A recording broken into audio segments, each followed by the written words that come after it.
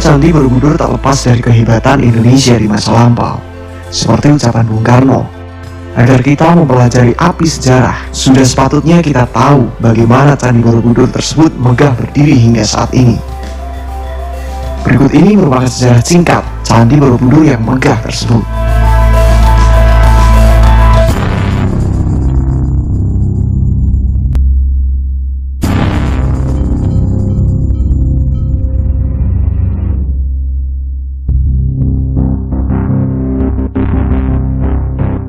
Candi Borobudur termasuk salah satu kuil Buddha, candi atau monumen Buddha terbesar di dunia.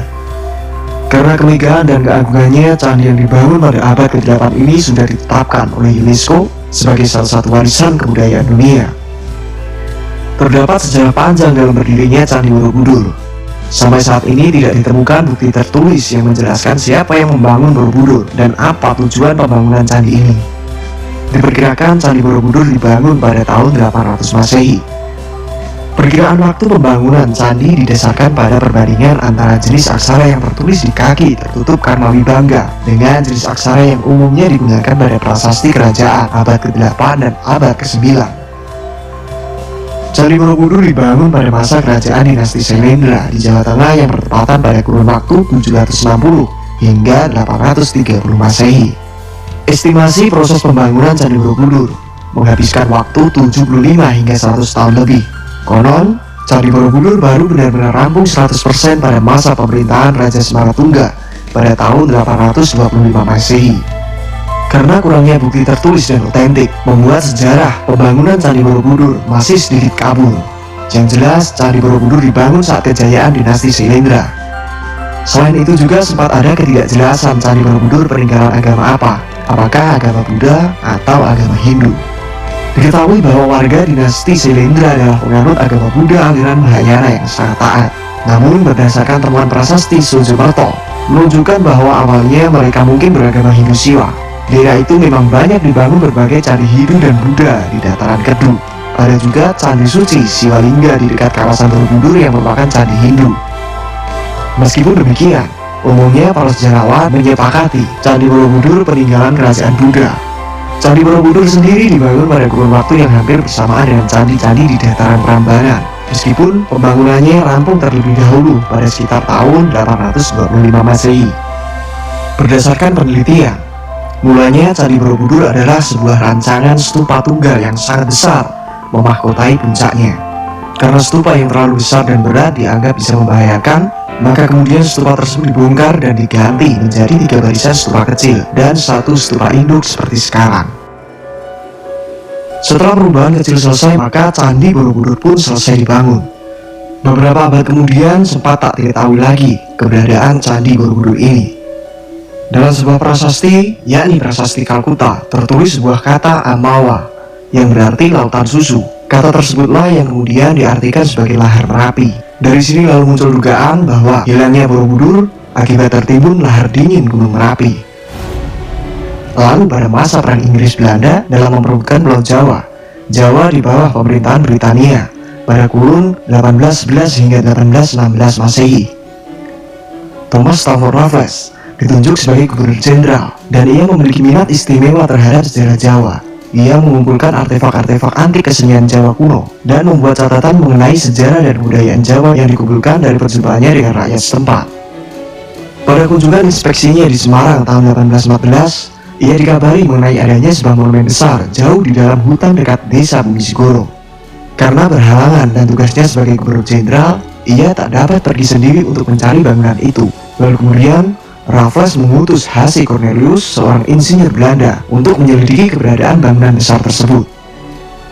2 bulan kemudian, Cornelius beserta 200 bawahannya menebang pepohonan dan semak belukar yang tumbuh di Bukit Borobudur dan membersihkan lapisan tanah yang mengubur candi ini. Karena ancaman longsor, ia tidak dapat menggali dan membersihkan semua lorong. Ia melaporkan penemuannya kepada Raffles, termasuk menyerahkan berbagai gambar sketsa Candi Borobudur. Meskipun penemuan ini hanya menyebutkan beberapa kalimat, Raffles dianggap berjasa atas penemuan kembali monumen ini, serta menarik perhatian dunia atas keberadaan monumen yang pernah hilang tersebut. Lalu pada tahun 1835, Seorang pejabat pemerintahan Hindia Belanda di garis Ferdinand Kedua bernama Hartman meneruskan kerja Cornelius. Hingga pada akhirnya tahun 1835, seluruh bagian bangunan telah tergali dan terlihat.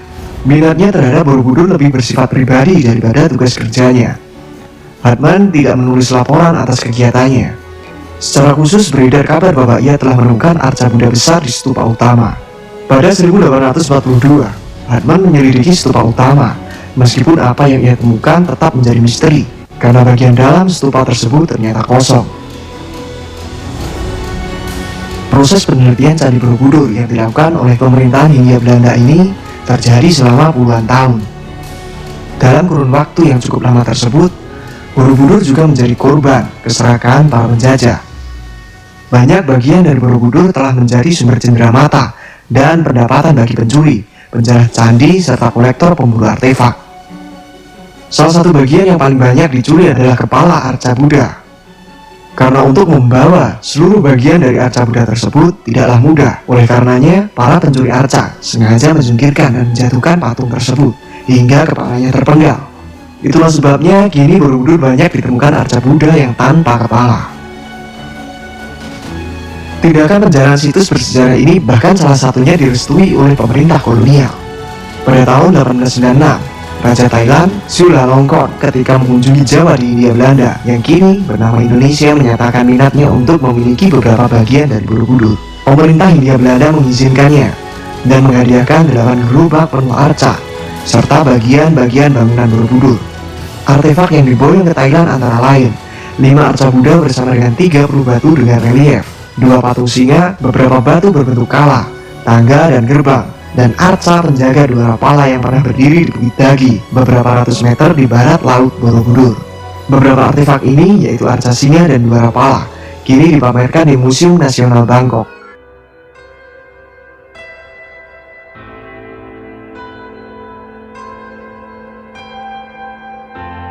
Kegiatan penjarahan artefak tersebut terus berlanjut hingga akhirnya muncul niatan para pemerintah kolonial untuk menjaga, melestarikan, dan memugar Candi Borobudur.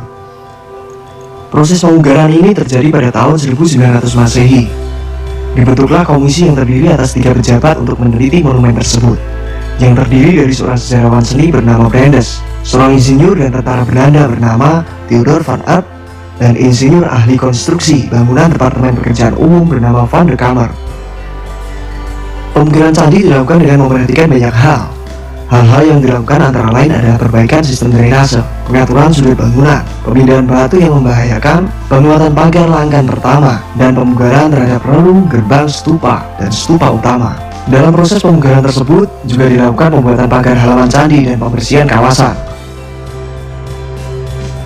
Proses pemugaran Candi Borobudur dilakukan pada kurun waktu 1907 hingga 1911 Masehi.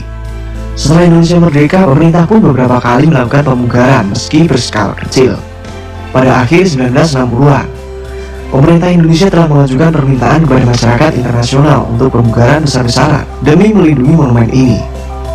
Pemerintah Indonesia bekerjasama dengan UNESCO mengambil langkah untuk perbaikan menyeluruh candi dalam satu proyek besar yang dimulai sejak tahun 1975 hingga tahun 1982. Setelah renovasi, tepatnya pada tahun 1991, UNESCO kemudian memasukkan Candi Borobudur ke dalam daftar situs warisan dunia dan masuk dalam kriteria budaya. Itulah penjelasan singkat mengenai sejarah penemuan Candi Borobudur hingga tahap restorasinya. Semoga tayangan video ini bermanfaat dan membuat kita semakin paham serta tidak melupakan sejarah.